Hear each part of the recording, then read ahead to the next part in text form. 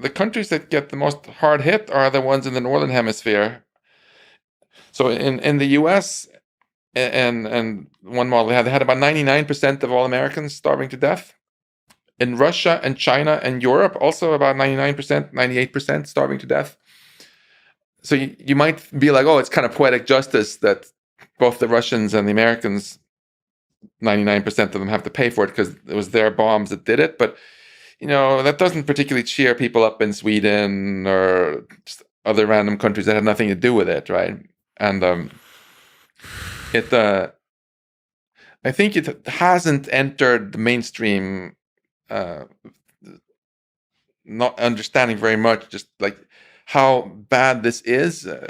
Most people, especially a lot of people in decision-making positions, still think of nuclear weapons as something that makes you powerful.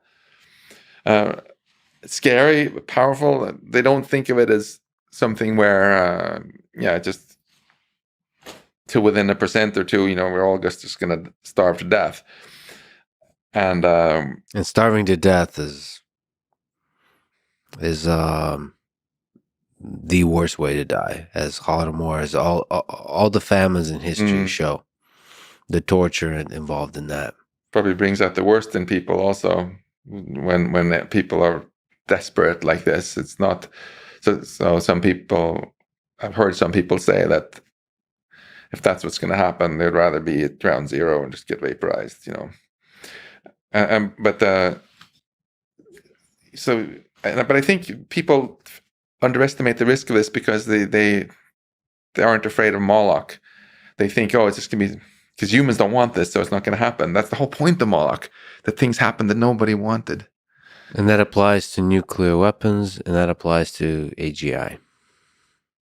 Exactly. And it applies to some of the things that people have gotten most upset with capitalism for also, right? Where everybody was just kind of trapped, It's not to see if some company does something that causes a lot of harm. It's not that the CEO is a bad person, but she or he knew that that all the other companies were doing this too. So Moloch is a formidable foe. I wish someone would make a good movie so we can see who the real enemy is. So because we're not fighting against each other. Moloch makes us fight against each other. That's what Moloch's superpower is.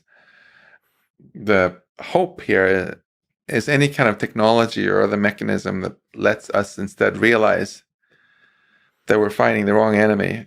Right? It's such a fascinating battle. It's not us versus them. It's us versus it. Yeah. We are fighting Moloch for human survival. Yeah. We as a civilization. Have you seen the movie Needful Things? It's a Stephen King novel. I love Stephen King, and Max von Sydow, Swedish actor, is playing the guy. It's brilliant. It's actually, I just thought I hadn't thought about that until now, but that's the closest I've seen to a movie about Moloch. I don't want to spoil the film for anyone who wants to watch it, but basically, it's about this guy who turns out to, you can interpret him as the devil or whatever, but he doesn't actually ever go around and kill people or torture people with burning coal or anything. He makes everybody fight each other, makes everybody fear each other, hate each other, and then kill each other. So that's the movie about Moloch, Love is the answer. That seems to be one of the ways to fight Moloch is by compassion, by seeing the common humanity. Yes. And to not sound, so we don't sound like what's a kumbaya tree huggers here, right? We're not just saying love and peace, man.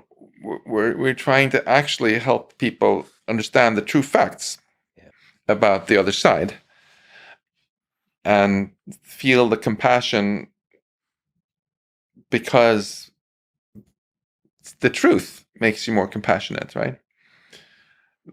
So I that's why I really like using AI for truth and for truth-seeking technologies that can as a result, get us more love than hate, and even if you can't get love, settle for some understanding, which already gives compassion. Yeah. If someone is like, I really disagree with you, Lex, but I can see where you're coming from. You're not a bad person who needs to be destroyed, but I disagree with you, and I'm happy to have an argument about it. That's a lot of progress compared to where we are 2023 in the public space, wouldn't you say? If we solve the AI safety problem, as we've talked about, and then you, Max Tegmark, who has been talking about this for many years, get to sit down with the AGI, with the early AGI system on a beach with a drink. What would you ask her? What kind of question would you ask? What would you talk about? Something so much smarter than you. Would you be I knew afraid? You were going to get me with it, like a really zinger of a question.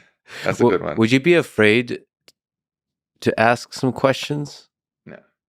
So I'm not afraid of the truth. I'm very humble. I know I'm just a meat bag with all these flaws, But yeah, I have.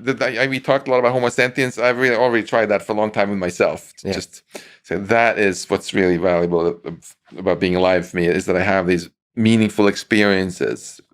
It's not that I'm good at this or good at that or whatever. There's so much I suck at, and so you're not afraid for the system to show you just how dumb you are. No. In fact, my son reminds me of that pretty frequently. You could find out how dumb you are in terms of physics, how little we humans understand. I'm cool with that. I think so I can't waffle my way out of this question. It's a fair one, and it's tough. I think, given that I'm a really, really curious person, that's really a defining part of who I am. I'm so curious.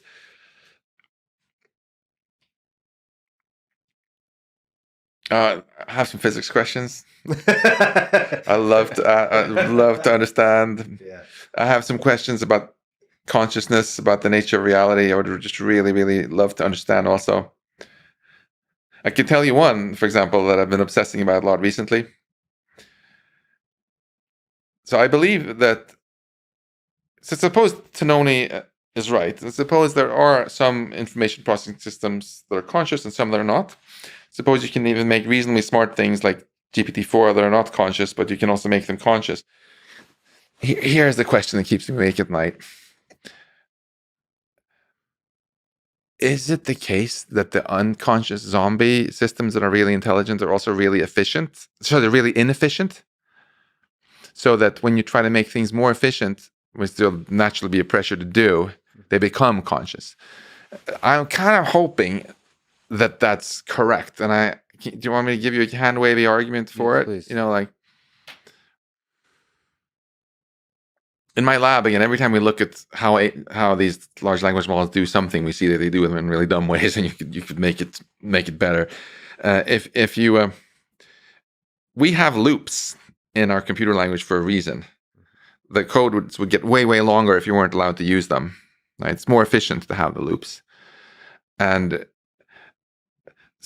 in order to have self-reflection, whether it's conscious or not, right? Even an operating system knows things about itself, right?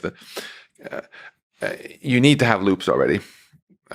So I think I'm waving my hands a lot, but I suspect that the most efficient way of implementing a given level of intelligence has loops in it.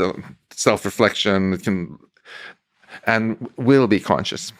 Isn't that great news? Yes, if it's true, it's wonderful, because then we don't have to fear the ultimate zombie apocalypse. And I think if you look at our brains, actually, our brains are part zombie and part conscious. When I open my eyes, I immediately take all these pixels that hit on my retina, right? And that's Lex. Mm-hmm. But I have no freaking clue of how I did that computation. It's actually quite complicated, right? It was only relatively recently we could even do it well with machines, right? You get a bunch of information processing happening in my retina, and then it goes to the lateral genicular nucleus in my thalamus, into the area V1, V2, V4, and the fusiform face area here that Nancy Ken Wisher at MIT invented, and blah, blah, blah, blah, blah. And I have no freaking clue how that worked, right? It feels to me subjectively like my conscious module just got a little email saying, facial processing, task complete, it's Lex. Yeah. And I'm going to just go with that, right? Yeah. So this fits perfectly with Tononi's model, because this was all one-way information processing, mainly. And it turned out for that particular task, that's all you needed. And it probably was kind of the most efficient way to do it. But there were a lot of other things that we associate with higher intelligence and planning and so on and so forth, where you kind of want to have loops and be able to ruminate and self-reflect and introspect and so on. Where my hunch is that if you want to fake that with a zombie system that just all goes one way, you have to like unroll those loops and it gets really, really long and it's much more inefficient. So I'm actually hopeful that AI, if in the future we have all these very sublime and interesting machines that do cool things and are aligned with us, that they will be they will also have consciousness for the kind of these things that we do. That great intelligence is also correlated to great consciousness, or a deep kind of consciousness. Yes. So that's a happy thought for me, because the zombie apocalypse really is my worst nightmare of all. It would be like adding insult to injury. Not only did we get replaced, but we friggin' replaced ourselves by zombies. Like, how dumb can we be? That's such a beautiful vision, and that's actually a provable one. That's one that we humans can intuit and prove, that those two things are correlated as we start to understand what it means to be intelligent and what it means to be conscious, which these systems, early AGI-like systems, will help us understand. And I just want to say one more thing, which is super important. Most of my colleagues, when I started going on about consciousness, tell me that it's all bullshit and I should stop talking about it. I hear a little inner voice from my father and from my mom saying, keep talking about it, because I think they're wrong. And the main way to convince people like that they're wrong, if they say that consciousness is just equal to intelligence, is to ask them, what's wrong with torture? Or why are you against torture? If it's just about, these particles moving this way rather than that way, and there is no such thing as subjective experience, what's wrong with torture? I mean, do you have a good comeback to that? No, it seems like suffering imposed onto other humans is somehow deeply wrong in a way that intelligence doesn't quite explain. And if someone tells me, well, it's just an illusion, consciousness, whatever, I would like to invite them to next time they're having surgery to do it without anesthesia. Like, what is anesthesia really doing? If you have it, you can have it local anesthesia when you're awake. I had that when they fixed my shoulder. Right? It's super entertaining. What was that it did? It just removed my subjective experience of pain. It didn't change anything about what was actually happening in my shoulder, right? Mm-hmm. So if someone says that's all bullshit, skip the anesthesia, is my advice. This is incredibly central. It could be fundamental to whatever this thing we have going on here. It is fundamental, because what we feel is so fundamental is suffering and joy and pleasure and meaning, and those are all subjective experiences there. And let's not, those are the elephant in the room. That's what makes life worth living, and that's what can make it horrible if it's just a bunch of suffering. So let's not make the mistake of saying that that's all bullshit. And let's not make the mistake of not instilling the AI systems with that same thing that makes us special. Yeah.